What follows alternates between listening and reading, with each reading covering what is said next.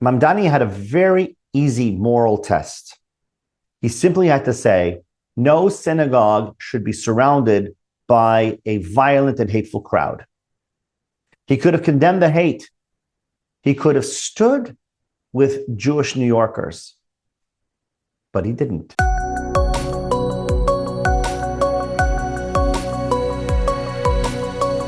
Hi, everyone. Welcome to Proudly Jewish, Conversations on Israel and Jewish Identity. I'm your host, Rabbi Bitton.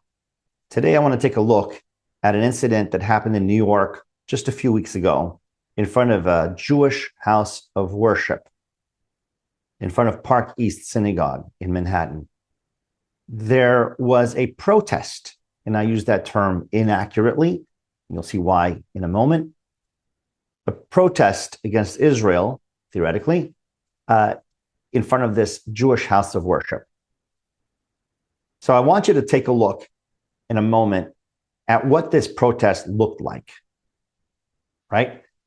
A normal protest doesn't look like this. And then I want to take a look at what Mayor Mamdani had to say about what you'll see in a moment. So here's some footage from this so-called protest in front of this Jewish house of worship. Take a look.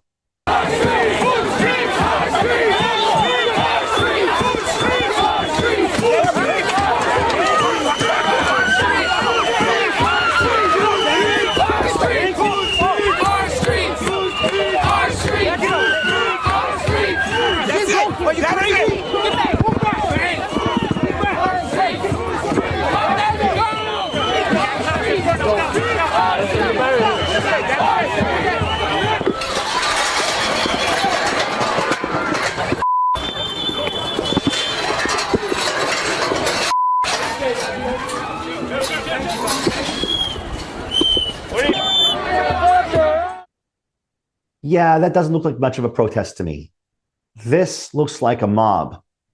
This is a hostile scene in front of a house of worship. I don't care what the reasons are. That's what it is.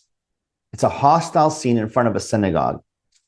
There were reports of aggressive behavior, of anti-Semitic slogans, anti-Israel chants, and intimidation of people trying to enter or leave this house of worship. The sense is that there's a mob. Look at how many police they have in order to hold them back. Move forward. One step. Move forward. Police line. Move back. Police line.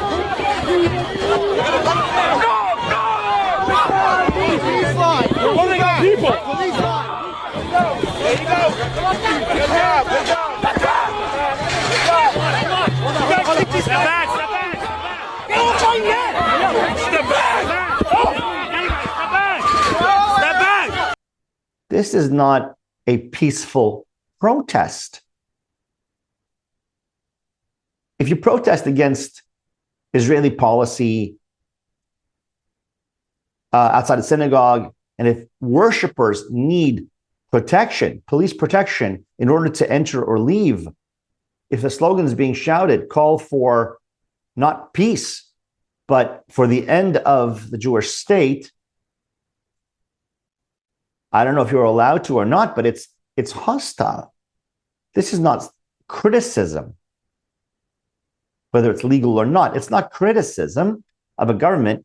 It is the targeting of the Jewish state and of Jews for their identity. And really, more than all this, in that moment, I talked about this being hostile. In that moment, Jews don't see people protesting. They see people with intent, with violent intent. What would have happened if the police weren't there? What would have happened? Do the Jews walking by, trying to get into this event, feel safe? What are they thinking? The protest is growing. They're on both sides on 3rd Avenue and on Lexington. They're now merging over here on Lexington. by 68th Street. The police are trying to lock this down. It's getting more chaotic as the night goes on. I was just attacked and had to be escorted out. If the police were not there, what would have happened to these Jews? A little conversation? The specter of violence is there. That's what's going on. That's where you get this intimidation and, frankly, hate. That it's a synagogue matters. This is the house of worship. The message was not, we oppose this event. The message was, Jews are accountable. Jews are accountable for Israel, whatever they actually think. Jews are accountable for Israel wherever they are, even here in New York, even at prayer, even in a house of worship. And the message is also not that we are against that, we the protesters, but we hate that and we are willing to act on this with violence, and it'll take police to stop us. That's the message. The fact that society generally does not weigh in on this, that's my sense of things, is a clear message to these protesters that this is okay behavior, right? When you bring rage about Israel to the doors of a synagogue, you're telling Jews there is no separation between your people, your prayer, your community, and the accusations we make against Israel. That is collective blame. Again, I remind you of the hostile nature of this collective blame. And collective blame is classic bigotry. It's one of the oldest patterns of Jew hatred. Now, let's focus for a moment on the leader of New York City, the Mayor Mamdani.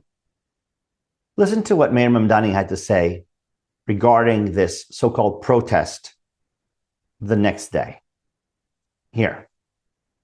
Yes, I think that I've made it clear time and time again that we in this city believe in the sacrosanct nature of the right to protest, and also are committed to ensuring that any New Yorker can safely enter or exit from a house of worship, and that access never be in question, while we also protect the First Amendment. And I do believe that the police ensured that yesterday evening. And as you talk about ways to prevent anti-Semitism, I noticed yesterday that when you put out a statement about the protest, in advance of the protest, you noted that you agreed with the protesters. You've weighed in on the subject of Israel in a couple of other ways in recent days. And I just wonder whether, are you considering whether you personally putting your views about Israel out there is in any way fueling anti-Semitism in the city? Do you ever think maybe you should just not weigh in or just not bring it up? No, I think that critique of the policies of a government are very much separate from bigotry towards the people of a specific religious faith. And there is no tolerance for anti-Semitism. There is no tolerance for hatred of Jewish New Yorkers, which we have seen time and time again, whether it be in the graffitiing of swastikas on a number of homes across Queens recently. And I've also been clear to New Yorkers my honest opinions about the fact that when we have a real estate expo that is promoting the sale of land, which includes the sale of land in occupied West Bank in settlements that are a violation of international law, that is something that I firmly disagree with, and that I also believe that many New Yorkers firmly disagree with, because it has been at the heart of an ongoing effort to displace Palestinians from their homes. Why do people find this acceptable? Why are they accepting such a statement by the mayor of New York City, even if you like him? I don't understand. Mamdani had a very easy moral test. He did not have to solve the Israeli-Palestinian conflict. He did not have to give a lecture on international law. I'm not even going to weigh in on the topic itself, but he did not have to weigh in on it. He did not have to endorse the real estate fair at the synagogue. No, he simply had to say, no synagogue should be surrounded by a violent and hateful crowd. He could have condemned the hate. He could have condemned the intimidation. He could have condemned the violence. He could have stood with Jewish New Yorkers, but he didn't. He didn't. Instead, he centered the criticism of Israel. Instead, he sided with the mob. He didn't say the mob was wrong in any way. He said, I agree with the mob. He said the mob has a good point of view. I side with my position is their position. That's what he's saying. When the mayor of New York City responds to a violent crowd outside of a Jewish house of worship by emphasizing the validity of their cause and by giving voice at the highest level to the mob's concerns and position, he's not being nuanced. He's not being understanding. He's giving them moral cover on a far bigger stage than the protesters themselves had, just in front of the synagogue and in front of some cameras. This is the mayor of New York City. Again, here's what Mayor Mamdani could have said. Okay, what we saw yesterday. Imagine this. Imagine if he had gone on CNN and all these other networks and said, what we saw yesterday was not a protest. It was a display of violence and hate. All New Yorkers and all people with any moral fiber should stand with me, the mayor of New York, in condemning what we witnessed. No political cause, whether we agree with it or not, justifies a violent crowd outside a synagogue.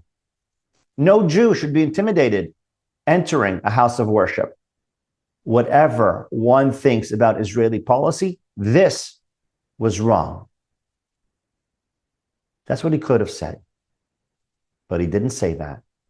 He most certainly didn't. Again, here's what he had to say. I think it's worth listening again.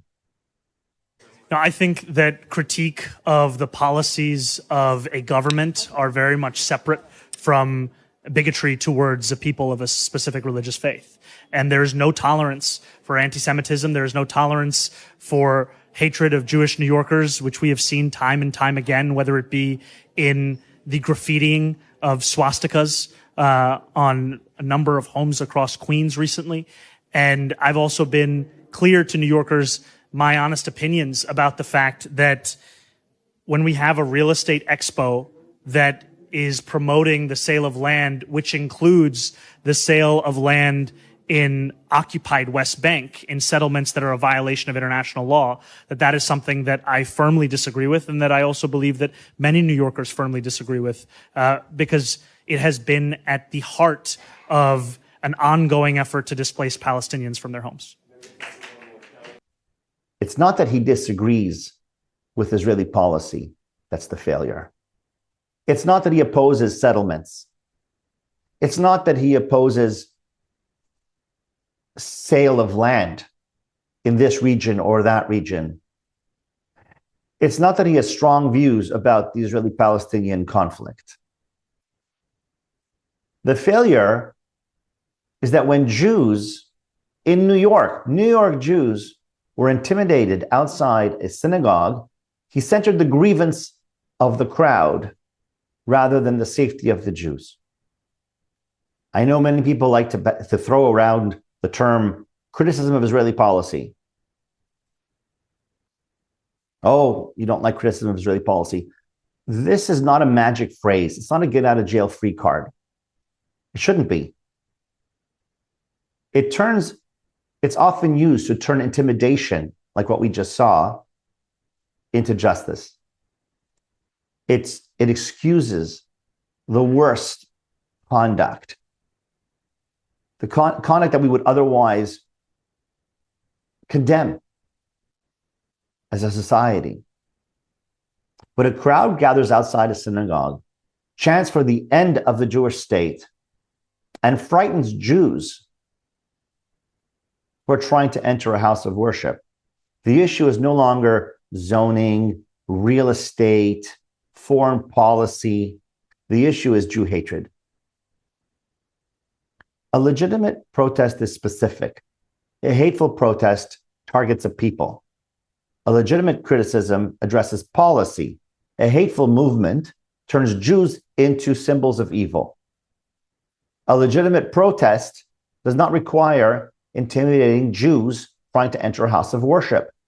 A legitimate protest does not require this many policemen holding them back by force before who knows what to those Jews, or who knows what to that house of worship. Now, some of you may say, yes, well, what Mamdani said was specific. What Mamdani said didn't target an entire people. It addressed policy. That's not the issue regarding Mamdani. The protesters is where I'm focused for just a moment. Back to Mamdani, though, regarding what I just said. He, as I said a little earlier, he failed that moral test. His job is not to weigh in on those issues of policy. So you may think, yeah, legitimate criticism of Israel, but that wasn't what he was being asked to address. He's not being asked to address whether or not Israel, this event, he agrees with this event in the synagogue. He's not being asked whether the protesters have a valid point. He was being asked, what do you think of what we saw last night? This is now a few weeks ago.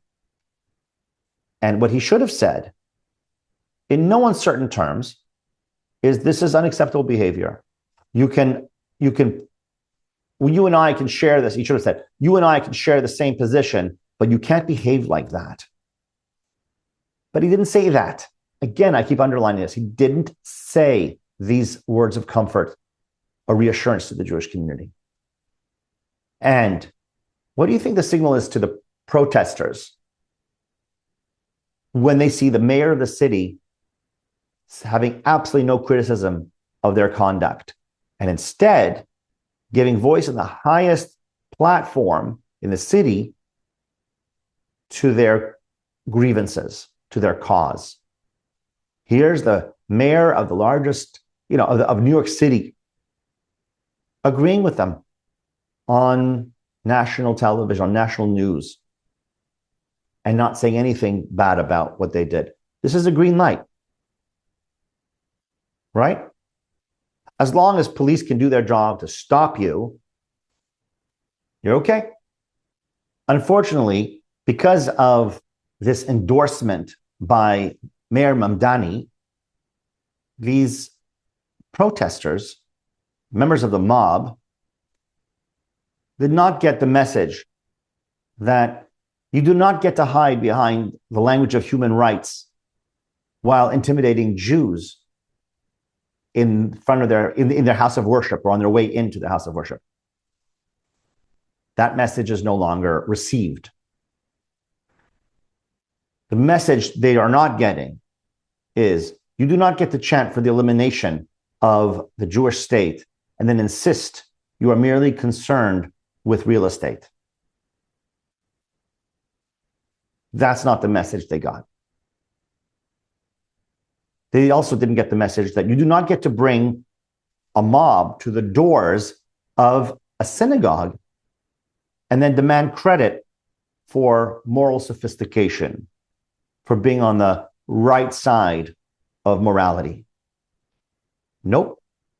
That message wasn't received by those protesters, by the members of the mob, not by Mayor Mamdani. No, he didn't say, he didn't relay that message at all to the protesters. Instead, it's 2 thumbs up. There is a point at which the stated cause becomes secondary. If people are chanting against the existence of Israel, the very existence of the Jewish state, this is not about specific policy. If people are targeting a synagogue, this is not about land. If Jews need police protection to enter a house of worship, something has gone terribly wrong. I want to mention something that Naya Lecht has said. Naya Lecht is, by the way, someone you need to follow if you don't already on all the socials. Check her out. She's a very important voice. Now, she has said that Jew hatred always adapts and adapts to the moral language of the age. In religious times, Jews were accused in religious language, right? It was anti-Judaism.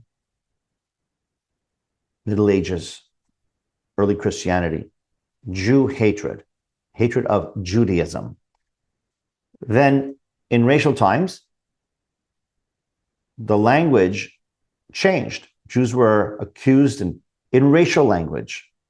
Think of the Nazis, inferior race. This is classic anti-Semitism.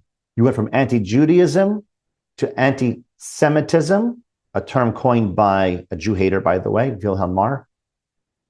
And today, this has transformed again. It has mutated one more time in the language. And so when you accuse Jews today, people use the language of human rights, colonialism, liberation. That does not mean that every human rights accusation or argument is anti-Jewish, anti-Semitic, if you want to use that word.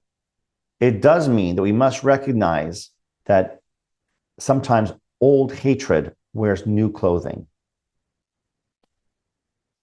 Jew hatred changes its vocabulary. The structure remains. The Jew is cast as the moral criminal. And once Jews are cast as moral criminals, almost anything done to them can be rationalized. That is how harassment becomes activism. That is how intimidation becomes resistance. That is how a mob outside a synagogue becomes, in the minds of some people, a protest for justice. And that is why moral clarity matters. And even if you don't go with all of the arguments that I made, even if you don't, the message to having the mayor of New York City have nothing critical to say about the conduct of such a mob, of such a crowd, sends a clear message that intimidating is okay, that standing in front of a synagogue is okay, that the specter of violence is okay. Imagine being a Jew in New York watching all of this happen.